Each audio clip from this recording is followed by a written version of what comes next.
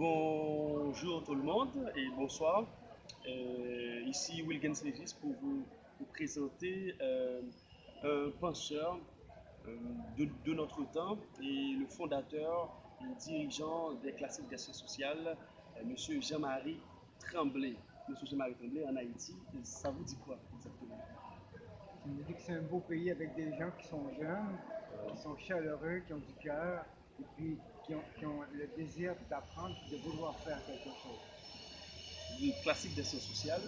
Les classiques des sciences sociales, c'est mettre à la disposition des étudiants et des chercheurs haïtiens des outils pour comprendre les phénomènes sociaux, et puis non seulement comprendre les phénomènes sociaux, mais aussi avoir des études sur la population haïtienne et sur la société haïtienne pour outiller les étudiants sur leur propre société.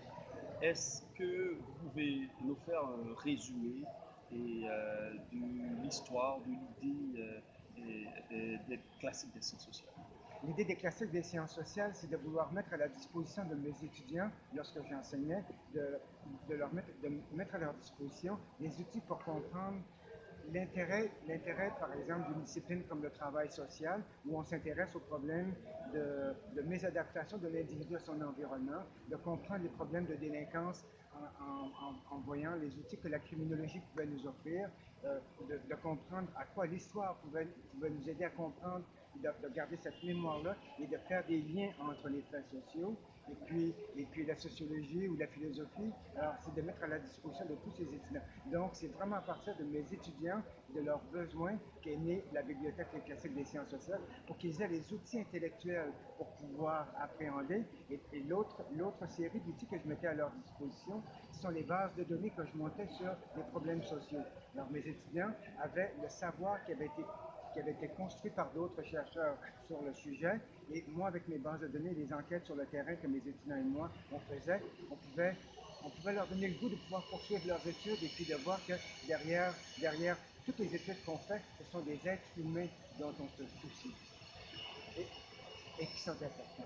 Ah oui, en fait, parler de la recherche ouverte à tout le monde, de la science ouverte, c'est parler de quoi pour vous, dans le contexte même haïtien, un milieu normalement qui n'a pas trop d'accès à l'Internet, mais qui nécessite toutefois, déjà par cause de l'électricité, et en fait comparable à la situation du Québec, à Chicoutimi précisément. Donc la révolution, c'est la révolution numérique. C'est comme si, grâce à la révolution numérique, les pays et puis les populations qui disposaient de moins de moyens pour accéder comme à la connaissance, grâce au numérique, ils vont pouvoir y accéder en même temps que tous les autres sur la planète. Le seul lien qu'il manque, c'est la connexion à un réseau où ce numérique-là est disponible sur la planète. Donc, il faut construire ces centres d'accès comme au réseau Internet international pour que le savoir qui est produit ici puisse être accessible aux gens d'ici, mais le savoir produit à l'extérieur où on peut découvrir d'autres expériences qu'on pourrait mettre en parallèle éventuellement. Bon, par rapport aux diverses productions scientifiques haïtiennes, quelles sont précisément vos recommandations ou vos conseils en fait, à tous les chercheurs qui nous regardent là maintenant, à tous les scientifiques par rapport au dispositif des classiques des sciences sociales? Comme c'est la population qui rémunère les chercheurs pour faire leurs travaux, il est important que les travaux reviennent à la population et puis qu'ils soient accessibles à la population. Donc, les classiques des sciences sociales, c'est une lutte qu'on mène pour que ce savoir-là soit accessible à la population. Je me trouve très petit par rapport à d'autres expériences qui se font sur la planète, mais je me dis, il ne faut pas que tout soit centralisé, il faut qu'il y ait des expériences qui sont autonomes, qui sont citoyennes, euh, euh, qui vont dans le sens de partager ce savoir-là. Donc, le numérique est important, ça nous manque la connexion à Internet pour pouvoir ça. Et puis, plus les étudiants haïtiens auront accès à ce savoir-là produit sur les problèmes sociaux de chez nous, plus, plus ils vont être formés pour pouvoir intervenir. Et puis, quand je vous vois, quand j'écoute les jeunes ici, c'est encourageant. Vous êtes intelligents, brillants, vous voulez. Et puis, quand vous obtenez des outils pour comprendre les faits sociaux, pour être capable de les analyser, quand on met en ligne des outils méthodologiques susceptibles de vous aider comme à organiser l'information dont vous avez besoin, que vous allez aller chercher, mais moi, ça me fait chaud au cœur. Je me dis, suis content de la lutte qu'on mène pour l'accès à la connaissance. Une question plus ou moins personnelle et qu'on va à terminer avec la petite entrevue. Et c'est très très personnel. Mais que je devrais vous demander en fait, une réponse assez sincère. C'est ce que vous avez lu tant de penseurs haïtiens qui ont déjà publié sur la site des sciences sociales. Et quel est l'auteur haïtien qui vous a beaucoup plus retenu? Il y avait Georges Anglade et le docteur Jean-François Mans.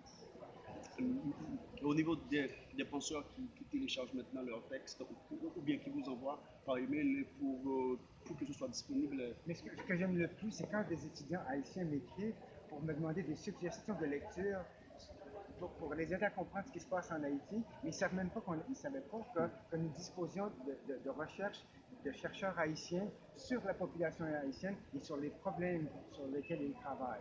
Donc, c'est plaisant. Et puis ensuite, je vais essayer de leur proposer d'autres suggestions de travaux qui ont été faits ailleurs, mais sur des sujets qui sont connexes, puis dans la mesure où ça peut les éclairer sur ce qu'on a fait chez nous, ce que ça nous a permis de comprendre, et puis peut-être que l'outil peut être utilisé ici, puis on se l'approprie.